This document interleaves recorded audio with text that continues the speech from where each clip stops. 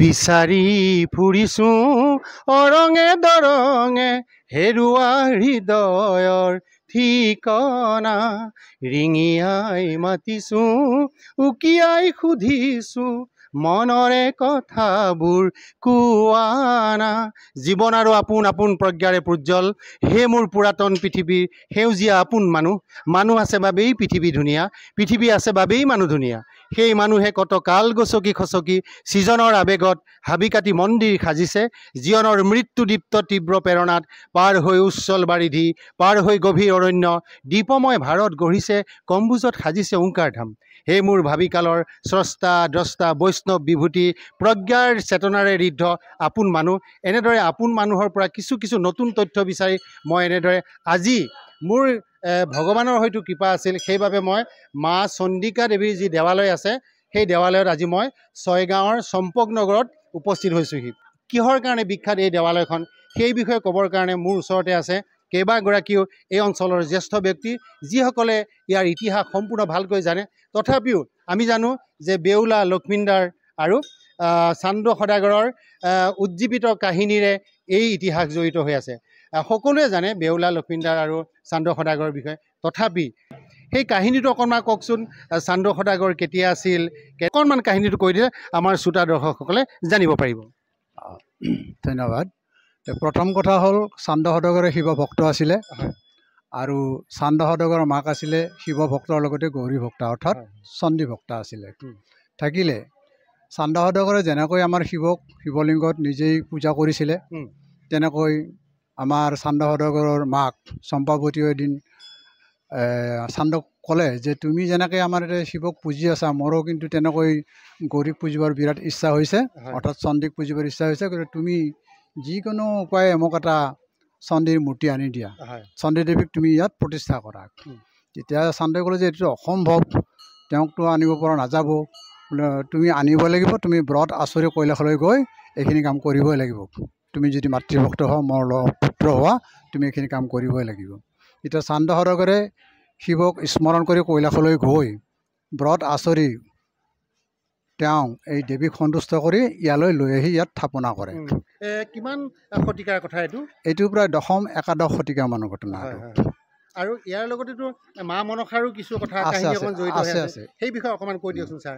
এতিয়া মা মনসাৰ কথাটো হ'ল কি যে আমাৰ এই চম্পকনগৰত, সেই সময়ত আমাৰ চম্পকনগৰ বোলাওঁতে চান্দ সদাগৰৰ মাকৰ নামেৰে নগৰখনৰ নাম হয় চম্পকনগৰ।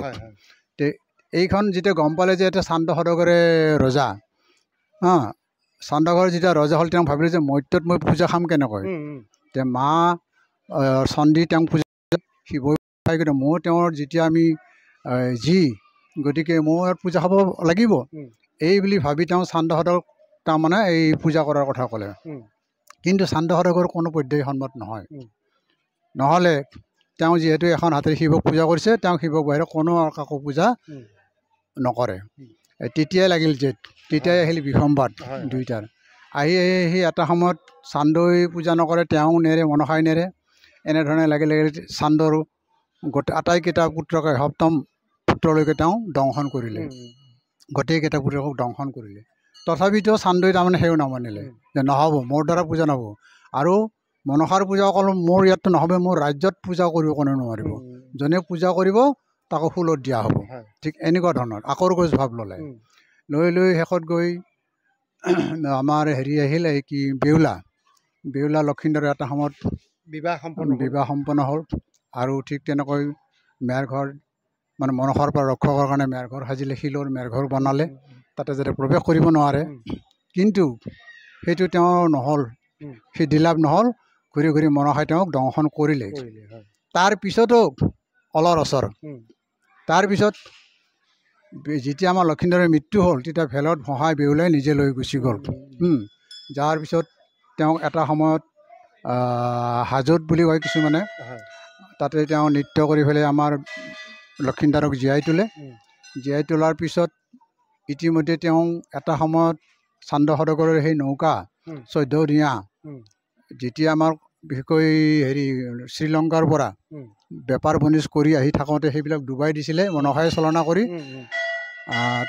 সেইবিলাকৰ সহিতে ধনে জনে গোটেইবিলাকক লৈ বেউলাই মনসাক পূজা দিম বুলি প্ৰতিশ্ৰুতি দি পুনৰ যেতিয়া চম্পকলৈ আহিল তেতিয়া শেষত গৈ ৰাইজৰ গোটেইবিলাকৰ হেৰিত অনুগ্ৰহত দাবীত শেষত যায় তেওঁ সেও মানে বাম হাতেৰে পূজা দিবৰ বাধ্য হ'ল ঠিক আছে কাহিনীটো বৰ ধুনীয়াকৈ ক'লে সঁচাকৈ আগতে শিৱ পূজা আছিলে আৰু চান্দ সদাগৰৰ দিনৰ পৰাই মনসা পূজাৰ প্ৰচলন হয় বিশেষকৈ দক্ষিণ কামৰূপত ইয়াৰ প্ৰচলন বেছি আছে আৰু এটা কথা মোৰ জানিব মন যায় দক্ষিণ কামৰূপ আচলতে যাত্ৰা ভাওনাৰ কাৰণে বিখ্যাত হয়নে আমি আগতে গম পাইছিলোঁ দক্ষিণ কামৰূপৰ যাত্ৰা ভাওনা অসমৰ বিভিন্ন ঠাইলৈ যায় হয়নে ইয়াত এতিয়া কিমানটামান যাত্ৰা দল আছে বাৰু এতিয়া এটাই বুলি ক'ব লাগিব আগতে আছিলে এতিয়া তেনেকুৱা ধৰণৰ সংগঠনো নাই প্ৰযোজকো নাই গতিকে সেইটো কমি আহিছে আগতকৈ আগতে 6 গাঁৱতেই আছিলে বেছিভাগ এতিয়া মোক কওক যে 37 নং হ'বনে এইটো আপোনালোকৰ ৰাষ্ট্ৰীয় ঘাইপথটো কিমান নং এতিয়া আগতে 37 নম্বৰ আছিল এতিয়া 17 নম্বৰ 17 নম্বৰ ৰাষ্ট্ৰীয় ঘাইপথৰ পৰা আপোনালোকৰ ইয়ালৈ মানে চন্দিকা দেৱালয়লৈ কিমান দূৰ হয় 800 মিটাৰমান হ'ব 800 মিটাৰমান না উত্তৰলৈ আহিব লাগে যিকোনো ভক্তসকল আহিবলৈ একো অসুবিধা নহয় একো অসুবিধা নহয় গাড়ী মটৰ সকলো সুবিধা আছে যান বাহনৰ য'ত নামিব লাগে সেই ঠাইখনক কি বুলি কয় কিন্তু চন্দিকা গেট বুলি কয় চম্পক নগৰ চন্দিকা গেট হয় আৰু ঠিকে আছে বাৰু এতিয়া আৰু দুদিনৰ পিছতে যিহেতু মানে দুৰ্গা পূজা আহি আছে মানে ইয়াত দুৰ্গা পূজা হ'বই কি ক'ব এতিয়া অসমবাসী ৰাইজৰ বাবে কি বাৰ্তা দিব যে পূজা আহিলে আজি 2 দিনমানলৈকে 3 দিনমানলৈকে ইমান বৰষুণ আজি যেনিবা ৰ'দ দিছে হয়নে মনবিলাক ফৰকাল হৈছে গতিকে কি ক'ব অসমবাসী ৰাইজৰ বাবে পূজা এই দেৱালয়ৰ পৰা এটা বাৰ্তা দিয়কচোন তেখেতসকলক আমি শুভেচ্ছা যাচিছোঁ আমাৰ যিখিনি ভক্তপ্ৰাণ ৰাইজ আছে তেওঁলোকে আমাৰ ষষ্ঠীৰ পৰা আৰম্ভ হ'ব ষষ্ঠী সপ্তমী অষ্টমী নৱমী দশমী এইবেলি কিন্তু অষ্টমী আৰু নৱমী একেদিনাই পৰিছে আৰু সেয়েহে আমাৰ ইয়াত অহাৰ কাৰণে আহিবলৈ আমি ভক্তপ্ৰাণ ৰাইজক শুভেচ্ছা জনাইছোঁ আমাৰ চন্দিকা দেৱালয়ৰ ফালৰ পৰা ঠিক আছে বহুত ভাল লাগিল এতিয়া মই শেষত চন্দিকা দেৱালয় দেখিলোঁ কিন্তু মই মেৰঘৰটো নেদেখিলোঁ মেৰঘৰটো কোনফালে থাকিলে মেৰঘৰটো সেই যি ক'লোঁ 17 নং বা আগৰ 37 নং ৰাস্তাৰ দক্ষিণ চাইডে প্ৰায় সেইটো সেই 800 মিটাৰমান হ'ব দূৰত্ব তাতে অৱস্থিত মেৰঘৰ ঠিক আছে আমি এই ভিডিঅ'ৰ লগতে মেৰঘৰটো আপোনালোকক সংযোগ কৰি দেখুৱাম পৰৱৰ্তী সময়ত আপোনালোকে সেই মেৰঘৰটো দেখা পাব বৰ্তমান নতুনকৈ মানে ই ৰিক্সাখন লৈছে ন আপোনাৰ কি মানস আচলতে আপুনি যে এনেকৈ ইয়ালৈ আহিলে চন্দিকা দেৱালয়লৈ মানে মানে এটা মন্দিৰৰ মানে বিশ্বাস আছে মানে মানে দেৱীৰ কাৰণে মানে কিবা এটা মানে মনত মানে ভাবিলে মানে মনটোত কিবা এটা মানে পূৰ্ণ হৈ যায় মানে তাৰ কাৰণে মোৰ ঘৰ আপোনাৰ বৰতাৰী হয় ঠিক আছে ধন্যবাদ শুভ নামটো কওক আপোনাৰ কি কয় আপোনাৰ নামটো কওক মোৰ নাম কমল কুমাৰ দাস হয়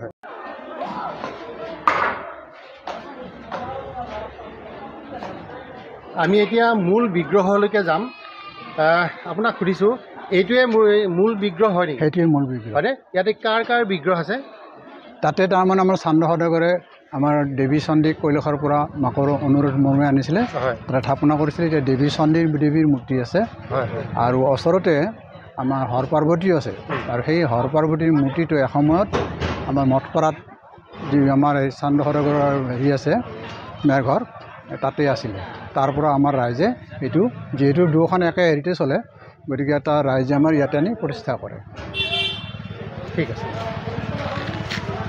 পঢ়াইছে দেৱী চণ্ডিকাৰ ওচৰত শৰণ লৈছে আৰু দুদিনৰ পিছতে ইয়াত পূজা হ'ব আৰু সেই পূজাত আপোনালোকে আহিব পাৰিব এয়া আমি এতিয়া মূল চণ্ডিকাৰ যি বিগ্ৰহ আছে তালৈকে সোমাই আহিছোঁ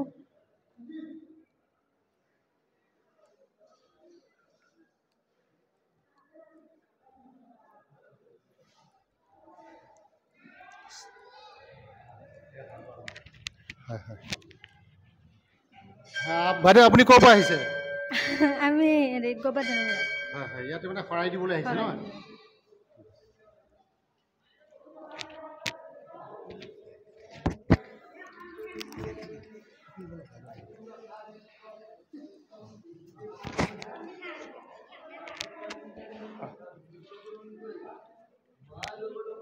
এয়া ইতিমধ্যে পূজাৰীয়ে পূজা কৰি অকণমান আগবাঢ়ি আহিছোঁ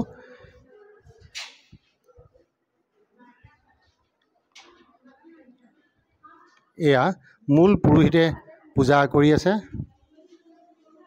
এয়া হৈছে চন্দিকা দেৱীৰ বিগ্ৰহ এই বিগ্ৰহটো কেতিয়াৰ পৰা আছিলে আজি প্ৰায় ৩০০ বছৰ আগৰ আপুনি ইয়াৰ কি হেৰিয়াত আছিলে মই দলৈ আছিলে ন এয়া ইতিমধ্যে ভক্তসকলে শৰাই শলিতা আগবঢ়াইছে মনৰ কামনা সিদ্ধি হ'বৰ বাবে পূজাৰী দেও আপোনাক নমস্কাৰ কিমান বছৰৰ পৰা আপুনি ইয়াত আছে মোৰ ইয়াত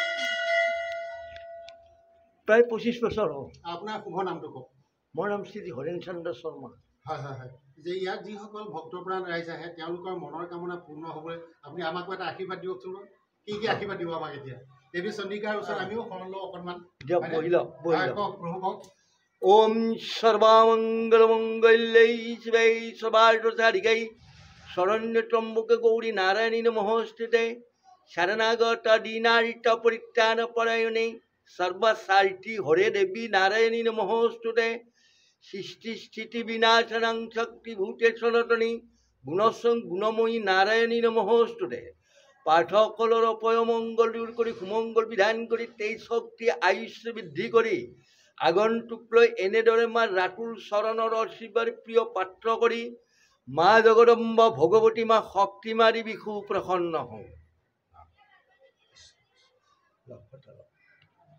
আপোনাক বহুত বহুত ধন্যবাদ দিয়ক আমাক এটি সৰুকৈ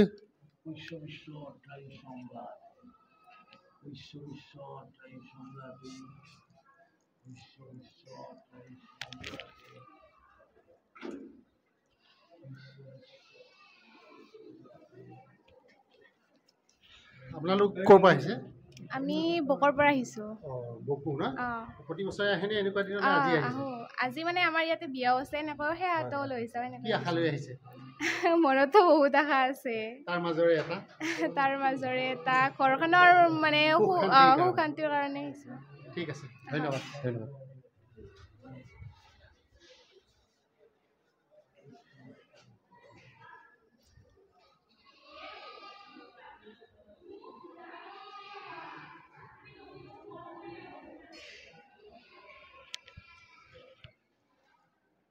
আপুনি ইয়াৰ কি বিষয় বাবদ আছে মই পৰিচালনা সমিতিৰ সভাপতি হয় ঠিক আছে বাৰু আমি আহিয়ে কি দেখিলোঁ গেটৰ মুখতে যে এটা ভগ্নাৱশেষ ইয়াতে মানে এনেকৈ নাৰিকলজোপাৰ কাষতে থৈ দিয়া হৈছে এয়া তালজোপাৰ কাষতে এয়া হয়তো মই নাজানিম আপোনালোকক দেখুৱাইছোঁ বিভিন্ন শিলত কটা মূৰ্তি আছে সেই বিষয়ে দুআষাৰ কওকচোন এইটো কি আচলতে আছে ইয়াত আছে এইটো এটা সময়ত আমাৰ মেৰঘৰটো ধ্বংস হৈছিলে মেৰঘৰটো ধ্বংস মানে কৰিছিলে এইটো কেশৱ বৰুৱা তেখেত আমাৰ চন্দিকাৰ দলৈ আছিলে সময়ত যেতিয়া আমাৰ চন্দিকাৰ দলৈ হ'ল মেৰঘৰটো আমাৰ চন্দিকাৰ লগত একেলগেই তাৰমানে পৰিচালনাটো চলে তাৰপিছত যেতিয়া মেৰঘৰটো তেওঁ দেখা পালে যে তাত নিশ্চয় কিবা ধন সোণ আছে সেই তাৰে লগত তেওঁ মেৰঘৰটো বোমাৰে উৰুৱাই দিয়ে তাৰপিছত এইবিলাক বিশৃংখল হৈ পৰি থাকে তাৰপিছত এই বস্তুটো এটা সময়ত আমাৰ ইয়াৰ যিখন চন্দিকা দেৱালয়ৰ ৰাইজে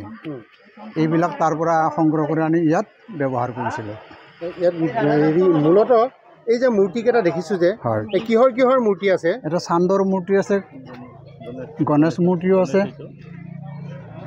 এইটো হৈছে গণেশৰ মূৰ্তি হয় চান্দৰ মূৰ্তি কোনটো চান্দৰ মূৰ্তি ইয়াত আচলতে কি এইটো চক্ৰ এইটো তাৰমানে মেৰঘৰত এইটো চক্ৰ পদুম ফুলৰ চক্ৰৰ দৰে এই বস্তুটো খুঁটিৰ ওপৰত বহা আছিলে এই যে ওপৰত কাঠৰ হেৰি আছে এইটো কি কি এইটো একেলগে আছিলে নাই এইটো বেলেগ আৰু এইটো আমাৰ গোসাঁই ঘৰৰ চন্দিকা দেৱালয়ত দৰ্জাৰ ওপৰত দুৱাৰৰ ওপৰত এইটো অংকন কৰি আঁকি পেলাই দিছিলে এইটো ঠিক আছে বাৰু আমি এইটোৰ বিষয়ে জানিলোঁ এতিয়া আৰু পৰৱৰ্তী আৰু কিছু তথ্য আছে আমি সেই বিষয়ে জানিবলৈ অন্য এটা জেগালৈ গৈ আছোঁ। পুখুৰীটোৰ কথা কৈছিলে। হয়, পুখুৰীটোৰ বিষয়ে কওক। এই পুখুৰীটো হ'ল কি আমাৰতো এনে চান্দ সদাগৰে এইটো খ্ৰীষ্টীয় দশম একাদশ শতিকাতেই দেৱী প্ৰতিষ্ঠা কৰিছিলে।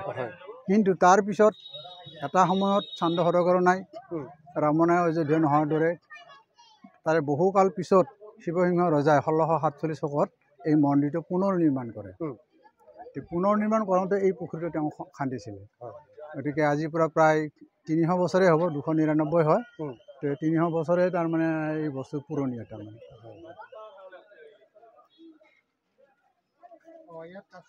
কাছ আছে, কাছ আছে, ৰৌ মাছ আছে। হয় হয়, এই দেখিছেনে ডাঙৰ ডাঙৰ কাছ এয়া? হয় হয়।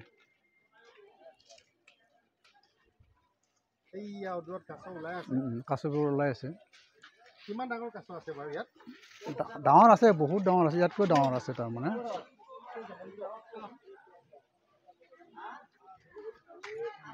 দুই চাৰিটাতো এনেই 10 কেজি মানৰ হ'ব, 10-12 কেজি এনেকুৱা। এয়া এখেতসকল আহিছে বকুৰ পৰা।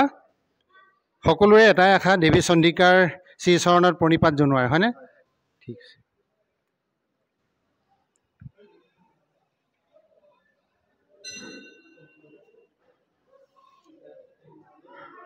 চণ্ডিকা দেৱালয়ৰ কাষতেই কেইবাটাও মানে মন্দিৰ আছে। এইটো আমি ক'ত এতিয়া থিয় হৈ আছোঁ কওকচোন? আমি এতিয়া গণেশ মন্দিৰৰ সন্মুখত থিয় হৈ আছোঁ। হয় হয়, এইটো কিমান দিনত বনোৱা হৈছিলে? এইটো বেছি দিন হোৱা নাই। হয় হয়, এনেই গণেশ মন্দিৰ আমাৰ গণেশৰ পূজা আগৰ পৰাই চলে, হয় হয়, যিটো স্থায়ীভাৱে মন্দিৰ হোৱা নাছিলে। হয়। আৰু এইটো আমাৰ বৰ্তমান আজি 3 মাহমানৰ আগতে হ'ল এইটো। আৰু দাতা হ'ল আমাৰ চাটাবাৰীৰ চিত্ৰা দাস, তেওঁ দিছে এইটো। ঠিক আছে, ইয়াত আৰু কি কি মন্দিৰ আছে? ইয়াতে আকৌ সেইফালে আহকচোন, বলক। কোনে দিয়া বুলি ক'লে? চিত্ৰা দাস।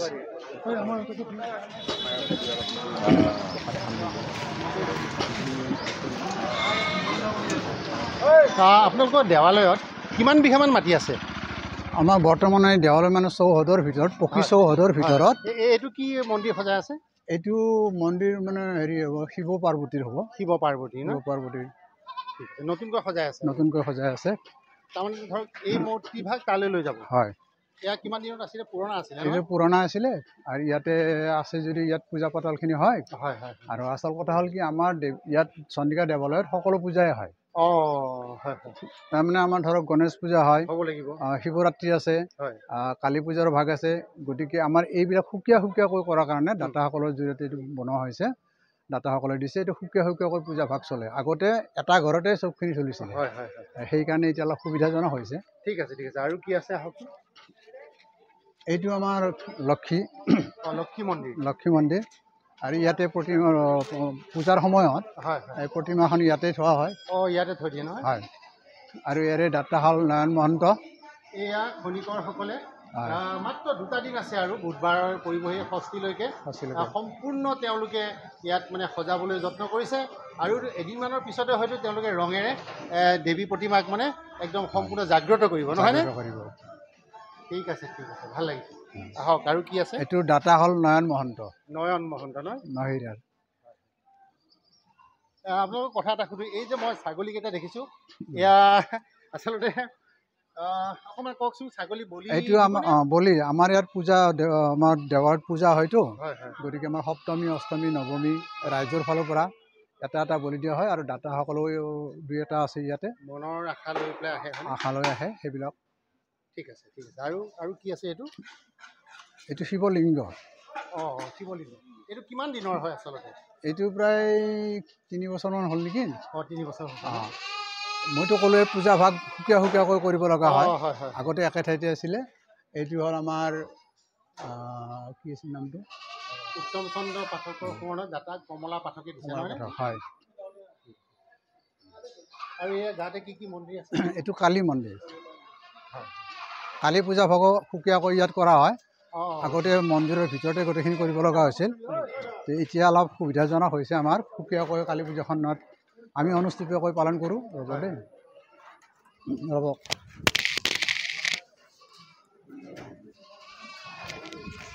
এয়া হৈছে কালী মন্দিৰ। তেখেতসকলে ইয়াত কালী পূজাও কৰে। দুৰ্গা পূজাৰ লগে লগে ভাগে ভাগে কালী পূজাও কৰে ইয়াত তেখেতসকলে।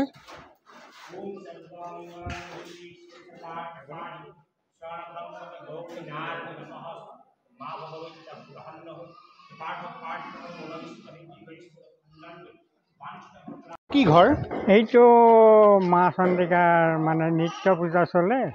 এই নিত্য পূজাত মাজভাগত যেতিয়া তেওঁ ভোগ নিবেদন কৰা হয়, এই ভোগ ৰন্ধা ঘৰ, এইটো মানে ভোগ ঘৰ আৰু ভোগ ঘৰ।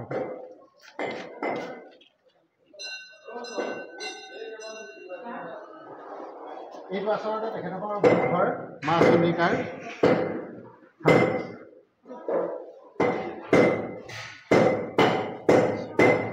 এইটোৱে আপোনাৰ আমাৰ দেৱালয়। আজি দিনটোত ইয়াত কিবা বিয়া বাৰু হৈ আছে নেকি? আজি বিয়া হৈ আছে। আজি বিয়া দুখন আছে। বিবাহ আপোনাৰ এইপিনে আছে, কিন্তু আমাৰ নতুনকৈ নিৰ্মাণ হৈ আছে, তাত বিবাহ ভৱন নিৰ্মাণ হৈ আছে। অলপ আগুৱাই গ'লেহে দেখিব বিল্ডিং উঠাই আছে। এইপিনে সকল বা মানে আমাৰ যিসকলে মনোবাঞ্ছা লৈ আহিছে তেখেতসকলে চন্দিকাৰ ওচৰত শৰাই খলিতা দিবলৈ আহিছে। ক'ৰ পৰা আহিছে আপোনালোক? ছয়গাঁৱৰ পৰা। তেখেতসকলে ছয়গাঁৱৰ পৰা আহিছে। আপোনালোকে প্ৰতি বছৰে আহেনে ইয়ালৈ? কি আশা আপোনালোকৰ? সকলোৰে ভাল হওক, মংগল হওক। দুৰ্গা পূজা আহি আছে, কেনেকুৱা প্ৰস্তুতি? প্ৰস্তুতি চলি আছে। কৰিছো। কি কি লৈছে? কাপোৰ। কি কি কাপোৰ লৈছে? মেখেলা চাদৰ। আমাক নিদিয়ে? ঠিক আছে বাৰু, ভাল লাগিল। সকলোৰে জীৱনলৈ সুখ শান্তি আহক। মা দুৰ্গাই অসুৰ নিধন কৰাৰ নিচিনাকৈ সকলো অপায় অমংগল দূৰ কৰক, তাকে কামনা কৰিছোঁ। এইবাৰ আমি চন্দিকা দেৱালয়ত যি বিয়া হ'ব, সেই বিয়াৰ দৰাঘৰীয়া আৰু কইনাঘৰীয়া ওচৰলৈ আহিছোঁ। দৰাঘৰীয়া কইনাঘৰীয়া আমাক আচলতে চিনি নাপায় যদিও, তথাপিও তেওঁলোকৰ সৈতে অকণমান কথা পাতিবলৈ যত্ন কৰিম। আপোনালোক দৰাঘৰীয়া নে কইনাঘৰীয়া? দৰাঘৰীয়া। দৰাঘৰ ক'ত? ঠিক আছে। কইনাঘৰ ক'ত? বলাইগাঁও। মানে দূৰ কাৰণে ইয়ালৈ আহি সকলোৱে মানে মন্দিৰতে পূজা ভাগ কৰি বিয়াখন পাতিছে ন?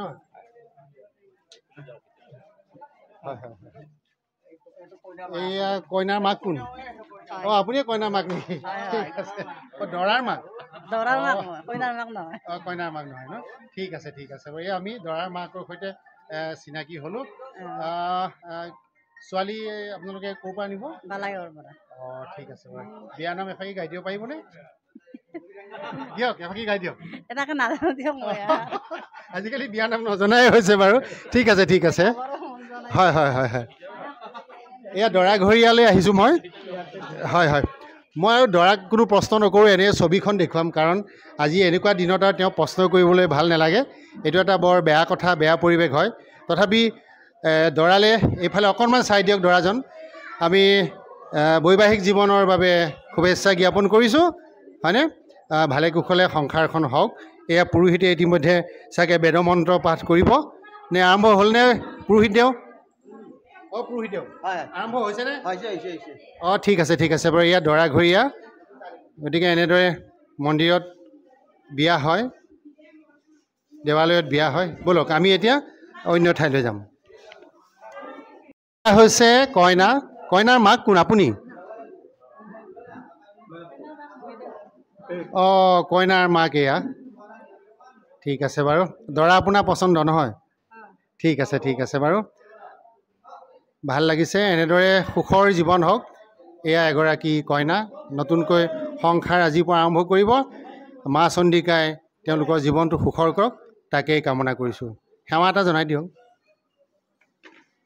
কৃষ্ণ কৃষ্ণ, সকলোৰে ভাল হওক। ঠিক আছে।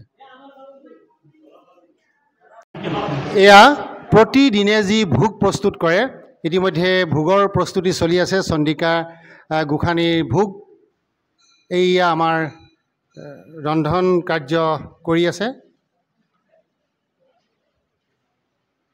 ভোগটো কিমান সময়ত দিয়ে?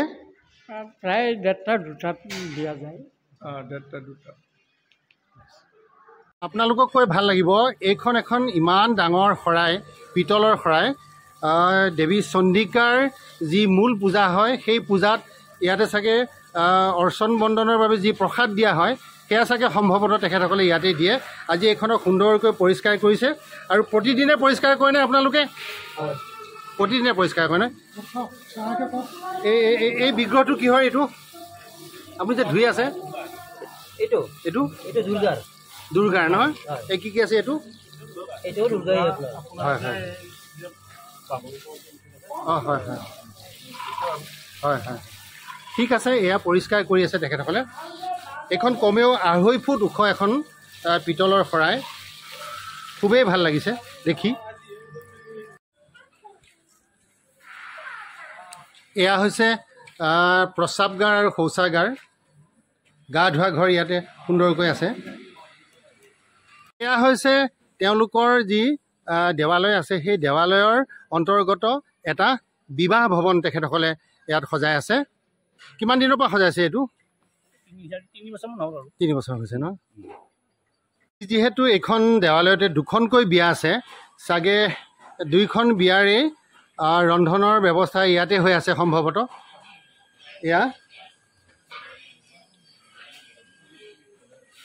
এয়া এখন বিয়া আৰু আনফালে এইখন এখন বিয়াৰ মানে ৰন্ধনৰ ব্যৱস্থা কৰি আছে। ইয়াততো চাগে নিৰামিষহে চলিব নে মাছ মাংস চলে? ইয়াত মাছ মাংসও চলে। অঁ হয়তো মাছ চলে ন? ঠিক আছে ঠিক আছে হয় হয় ঠিক আছে। ডাইনিং ৰুম বুলি ক'ব লাগিব। এইটো হৈছে আমাৰ অসমীয়াত ক'লে ভাত খোৱা ঘৰ।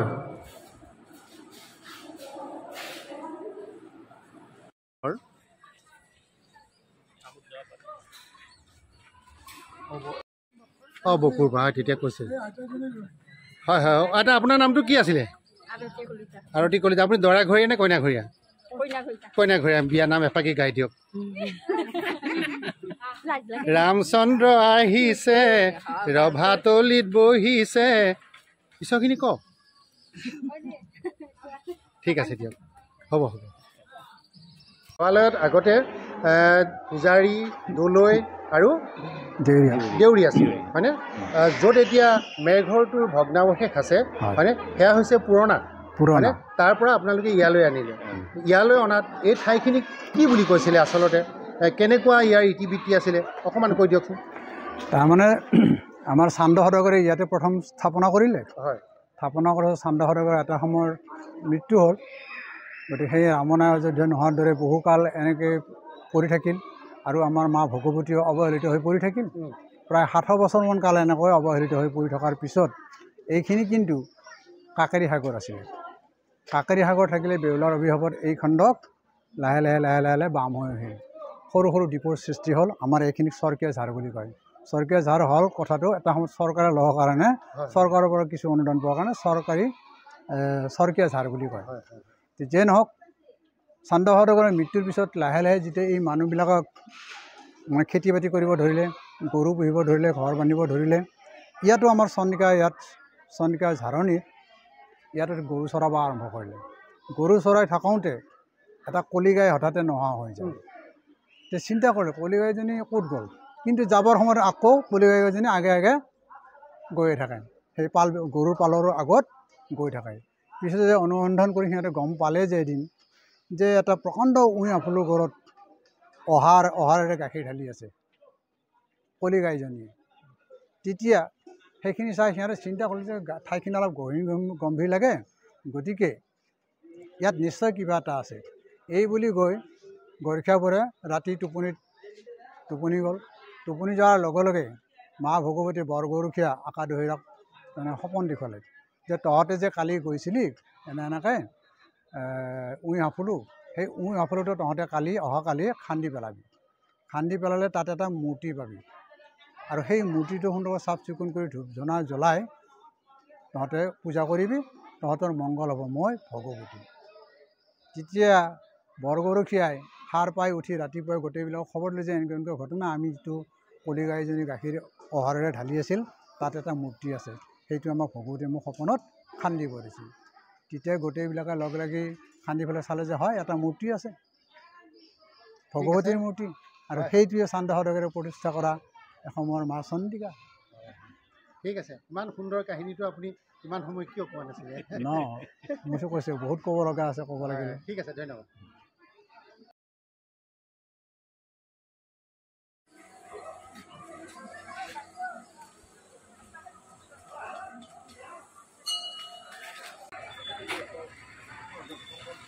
বাইদেউ আপোনাক কথা এটা সুধোঁ। হয় হয় হয়, এই যে দেৱালয়ত আপোনালোকে এনেদৰে ফুল ফল মূল ধূপ আদি দোকান দি আছে, কেনেকুৱা দিনটোত বিক্ৰী ভাল হয়নে? হয়নে? আচ্ছা, চন্দিকাই কি কি বিচাৰে আচলতে পূজাৰ থালখনত? আপুনি দেখুৱাই দিয়কচোন, এইখন থাল সজাই থৈছে নেকি? মানে কি কৰবী ফুলো বিচাৰে, ৰক্ত জবা ফুলো বিচাৰে, বেলপাত বিচাৰে হয়নে? তাৰপিছতে আকৌ সেই বগা ফুলটো কি আছে, কথনা ফুল নেকি বাৰু? এই ফুলটো কি বুলি কয়? হয় হয় হয় হয় হয়। আপুনি কিমান দিনৰ পৰা দি আছে দোকান?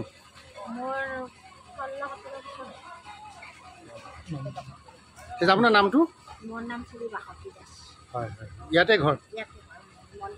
চম্পক নগৰ কিয় কয় নামটো? চম্পক নগৰ মানে কি আচলতে? হয় ৰাস্তাৰ সিপাৰে আৰু চান্দমাৰ ঘৰ আছে, তাত গ'লে দেখিব তাতো কিছুমান পুৰণা মানে চিহ্ন আছে, সেইবিলাক চালে গম পাব। ঠিক আছে, মানে জানে আৰু কাহিনীটো নহয়? নাই, বেছি নাজানো, অকণমান জানো আৰু যিখিনি পাৰি ক'লোঁ আৰু। ঠিক আছে, ভাল লাগিল ভাল লাগিল। এয়া আমি মেঘৰটোতে আহি আছোঁ।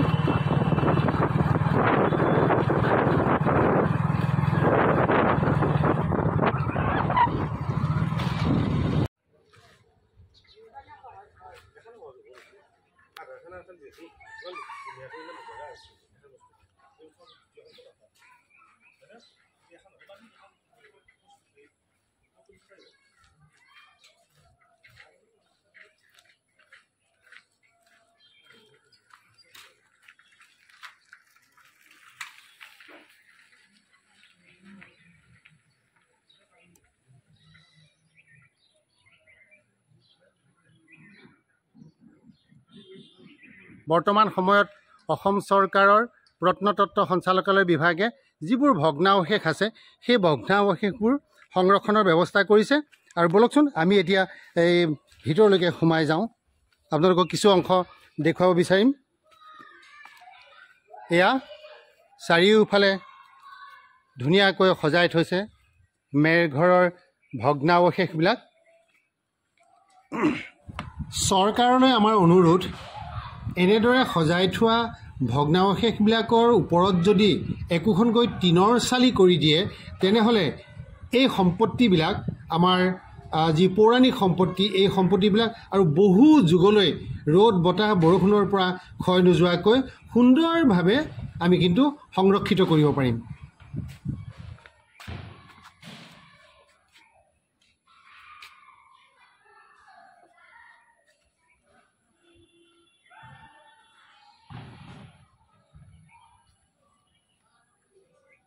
মই শিলৰ ভাষা পঢ়িবলৈ নাজানো, তথাপি আপোনালোকক দেখুৱাইছোঁ। হয়তো শিলৰ বুকুতে খোদিত হৈ আছে আমাৰ অতীতৰ ইতিহাস।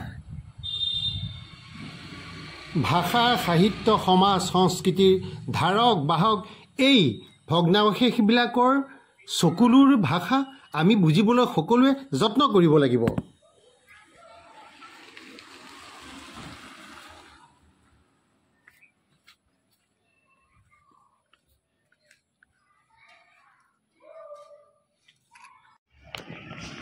এইটো হৈছে অসম চৰকাৰৰ প্ৰত্নতত্ত্ব বিভাগৰ এটি সংগ্ৰহালয়।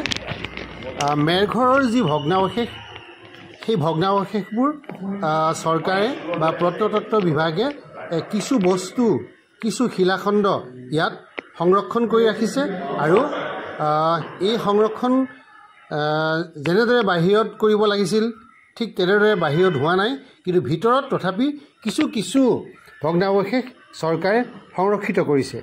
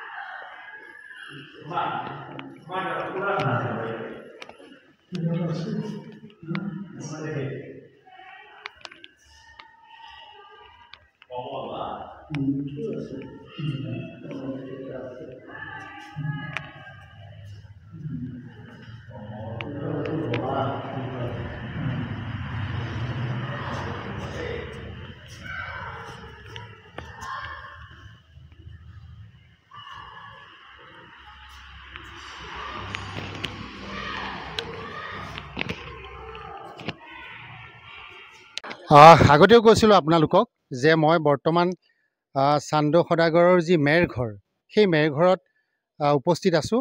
এগৰাকী শিক্ষক তেখেত এই মানে চম্পকনগৰৰ, গতিকে আমি তেখেতৰ পৰা যিহেতু তেখেত এগৰাকী স্থানীয় ব্যক্তিও এই যে চান্দ সদাগৰৰ যিটো মেৰঘৰ আছিলে হয়নে, সেই মেৰঘৰটোৰ বিষয়ে আমি তেখেতৰ পৰা কিছু জানিব বিচাৰিম। ছাৰ, প্ৰথমতে আপোনাৰ শুভ নামটো কওক। হয়, মোৰ নাম শ্ৰী দীপক কুমাৰ কলিতা। আপুনি মই চম্পকনগৰৰে এজন বাসিন্দা হওঁ। হয়, আপুনি কি কৰে আচলতে? মই এজন প্ৰাথমিক বিদ্যালয়ৰ শিক্ষক হওঁ। হয়, ঠিক আছে, ভাল লাগিছে যিহেতু আপুনি শিক্ষক, গতিকে এই কাহিনীটো চাগে আপুনি সুন্দৰভাৱে জানিব।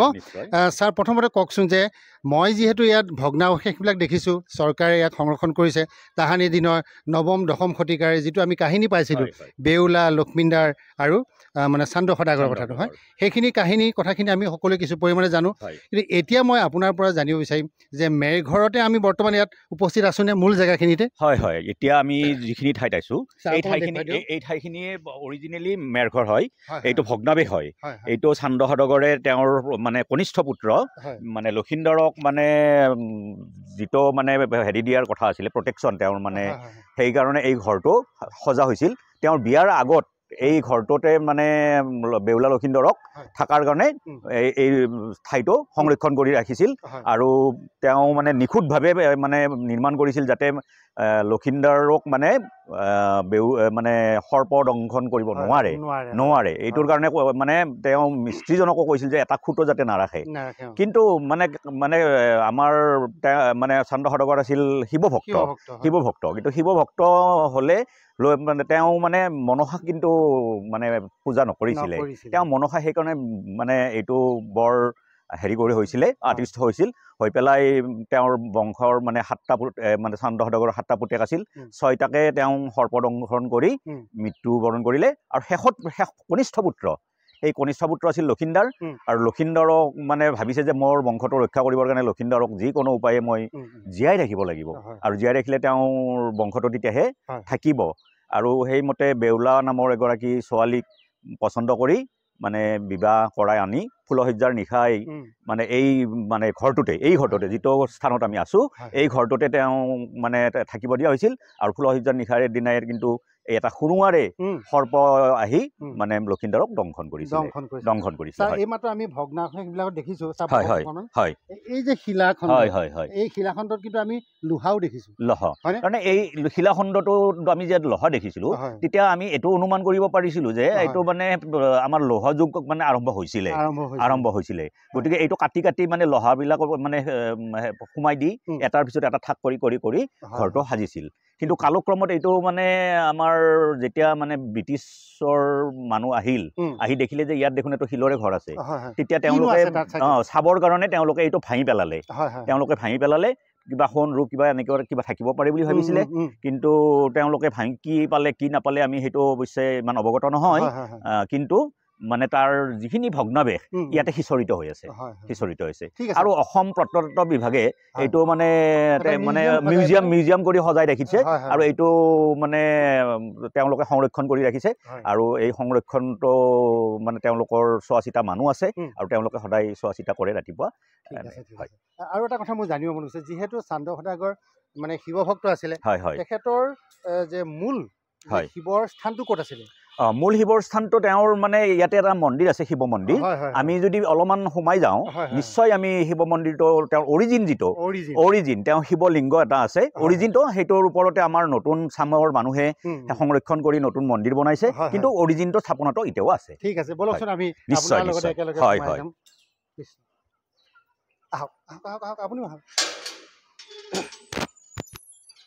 বল আপুনি আগবঢ়াওক এয়া আমি এতিয়া মূল শিৱ চান্দ সদাগৰে যি পূজা কৰিছিলে শিৱক সেই মূল বিগ্ৰহলৈকে আমি এতিয়া আগবাঢ়ি আহি আছোঁ তেখেতে সুন্দৰভাৱে কাহিনীটো বৰ্ণাই গৈ আছে এয়া আমাৰ মানে অৰিজিন শিৱ মন্দিৰৰ যিটো থাপনা শিৱলিংগ হয় এয়া আমাৰ অৰিজিন শিৱ মন্দিৰৰ থাপনাটো ইয়াতে আছিলে আৰু চান্দ সদাগৰে ইয়াতেই মানে তেওঁ মানে শিৱক পূজা কৰিছিলে আৰু এইটোৱে হ'ল মানে শিৱলিংগ আৰু এই শিৱলিংগটোৰ ইয়াতে এটা মানে আপুনি অলপমান ভালকৈ দেখুৱালে দেখিব তাত এটা মানে খুৰুঙা আছে সেই খুৰুঙাটি মানে গাখীৰ বা সেই বেলপাত ঢালিছিল সেই তলেদি গৈ আকৌ এটা বেলেগ পুখুৰীত পৰিছিলে গৈ এইটো মানে সেইটো পটা পুখুৰী বুলি কোৱা হয় আৰু সেই পটা পুখুৰীটোত মানে ইয়াৰ যিখিনি মানে অৱশিষ্ট তাত পৰে আৰু বাকী তেওঁ ইয়াতে সদায় পূজা অৰ্চনা কৰিছিলে ঠিক আছে খুবেই ভাল আছে স্যাৰ আপোনাক ইমান ইমান হ'ল আমি আহিব আজি মোৰ সৌভাগ্য গতিকে চান্দ সদাগৰে শিৱক পূজা কৰা তেওঁৰ মূল বিগ্ৰহ এইটো আছে শিৱৰ বিগ্ৰহ আৰু ইফালে নাযাওঁ অপৰাধো হ'ব পাৰে হয় কৃষ্ণ সঁচাকৈ এটা সুন্দৰ অভিজ্ঞতা আজি চান্দ সদাগৰে য'ত পূজা কৰিছিলে শিৱক আৰাধনা কৰিছিলে এয়া হৈছে তেওঁ আৰাধনা কৰা শিৱলিংগ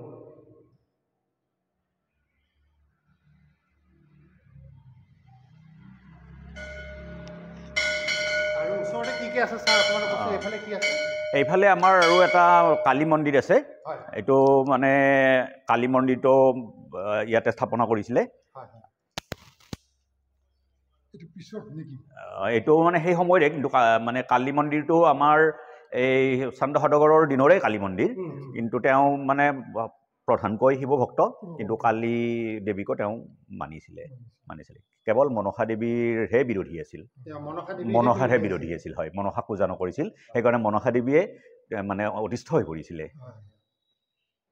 ঠিক আছে আৰু আপুনি ক'লে পটা পুখুৰী বুলি পটা পুখুৰীটো আমাৰ এই যে মানে আমাৰ সন্মুখৰ এইটো ৰাস্তা আছে এই ৰাস্তাটোৰ তলেৰে সুৰংগটো আছে এইটো মানে পিছত হ'ল এইটো ৰাস্তা সেই সময়ত হয়তো সৰু ৰাস্তা আছিলে এতিয়া আমাৰ গড়কাপ্তানি বিভাগে এইটো ৰাস্তা কুলচীলৈকে এইটো ৰাস্তা বনাইছে আৰু এই ৰাস্তাটোৰ সেইটো পাৰে কিছু মানুহ আছে এই মানুহৰ সেইফালে এটা পটা পুখুৰী বুলি পুখুৰী আছে সেই পুখুৰীটো অলপমান আঁতৰত হয় গতিকে সেই পুখুৰীটোত মানে এই যিবিলাক মানে পূজা কৰা সামগ্ৰী সেইখিনি গৈ তাত পৰিছিলে হয় ঠিক আছে ছাৰ বহুত ধন্যবাদ আপুনি ইমান ধুনীয়াকৈ কাহিনীটো ক'লে আৰু ইয়াৰ যিখিনি বস্তু আছে যে গোটেইখিনি কথা আপুনি সুন্দৰকৈ আমাক বুজাই দিলে আমি সঁচাকৈ আজি আপোনাৰ ওচৰত কৃতজ্ঞ হৈ থাকিলোঁ ধন্যবাদ চাৰিওফালে কেৱল অনাদৃত আৰু অৱহেলিত হৈ মেৰঘৰৰ ভগ্নাৱশেষবিলাক কিন্তু এনেদৰে পৰি আছে